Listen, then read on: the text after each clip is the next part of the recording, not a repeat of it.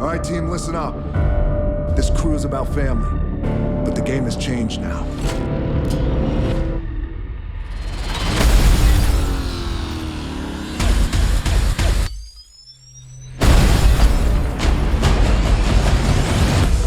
Dominic Toretto just went rogue. You gonna turn your back on family? Hey everybody, it's Chris Bumbray here again from JoBlo.com with a video review of The Fate of the Furious, the 8th installment of the Fast and Furious franchise, Fate being F8. Get it? Let's move on, shall we? In this one, Dom, played by Vin Diesel as usual, is on a honeymoon with Letty, Michelle Rodriguez, in Havana, Cuba, where he's interrupted by a cyber terrorist, Cypher, played by a dreadlock Charlize Theron, who blackmails him into double-crossing his team during a job. Now seemingly a rogue terrorist, the team regroups under Dwayne "The Rock" Johnson's Hobbs in order to capture their former leader, even if they have to kill him in the process. Now, the big question mark following Furious 7 was whether or not the franchise could succeed without Paul Walker. While many people would say that they only flock to these movies for the action, were the relationships the audiences forged with the admittedly goofy characters not important, the XXX franchise will be just as big. Something we've seen is not the case with just the last one not doing too well when it opened up in January. Luckily for Universal, for whom this series has been the proverbial golden goose, The Fate of the Furious proves that star Vin Diesel and the rest of his crew still have more than enough NOS in their engines to keep this franchise going for at least a few more films. Director F. Gary Gray, who back in 2003 helmed his own Fast and Furious style caper The Italian Job, which you'll remember was a jacked up remake of the Michael Caine classic, steps into Justin Lin and James Wan's shoes without missing a beat.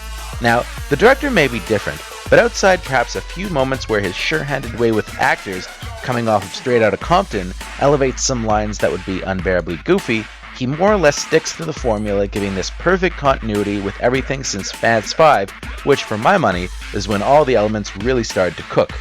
Using the same writer, Chris Morgan, DP, editor, and composer, who we remember as Brian Tyler, as the others, no one could ever mistake this for anything other than a Fast and Furious movie, which speaks volume to how immediately identifiable the series has become. This is the same as how Marvel movies always look like Marvel movies. Fast and Furious can't be mistaken for anything but Fast and Furious. The only real risk taken is that for much of the film, Diesel is separated from his crew. This denies us the unique vibe he has with them, being the one they all look to for guidance. Rather than have any of them really come into their own, even Michelle Rodriguez's Letty, Dwayne "The Rock" Johnson's Hobbs becomes their de facto leader. Now, it's a bit strange to see this crew of international criminals turned heroes fall in line behind a cop so easily, but then again, it's The Rock. And he somehow looks even more pumped up than he was last time, meaning he never wears sleeves because I don't think any could actually fit him at this point. It works.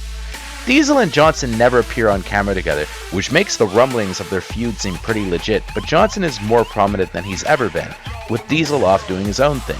He seems to really be having a ball, and his chemistry is especially strong with returning Jason Statham, who's in the process of being rehabilitated into a good guy here, with some retroactive character beats being sprinkled in to make him more of a misunderstood anti-hero type. Although it's odd to see everyone suddenly so tight with the guy that killed Han, although that said, I fully expect Sung Kang to reemerge unscathed at some point.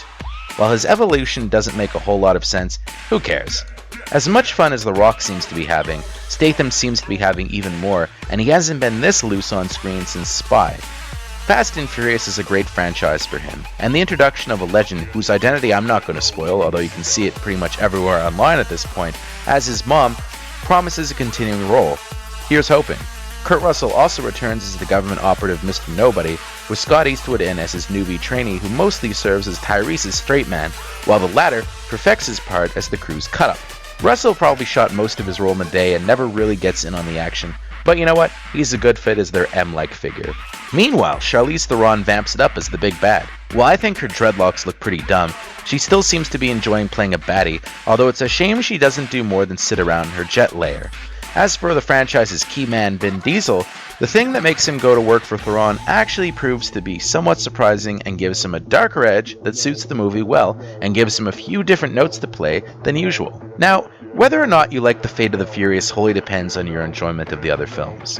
To me, these movies have always been a blast to watch, with a packed theater full of screaming fans, and as far as tentpole eye candy goes, this is really one of the better franchises. It doesn't take itself at all seriously, making the insane pieces which here include thousands of NYC cars being controlled by Theron remotely, or a submarine versus car chase easier to swallow than they might be otherwise.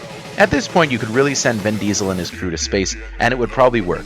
It's gleefully stupid, but thoroughly enjoyable, and you know what? If you like the others, it's hard to imagine you won't also get a kick out of this one.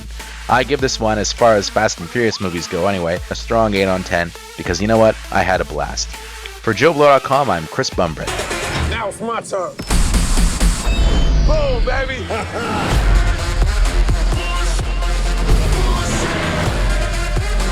They just don't give up, do they?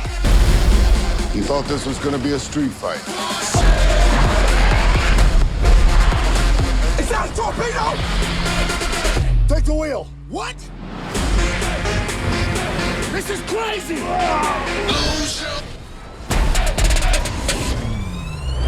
Alright, you get style points for that one. Woo!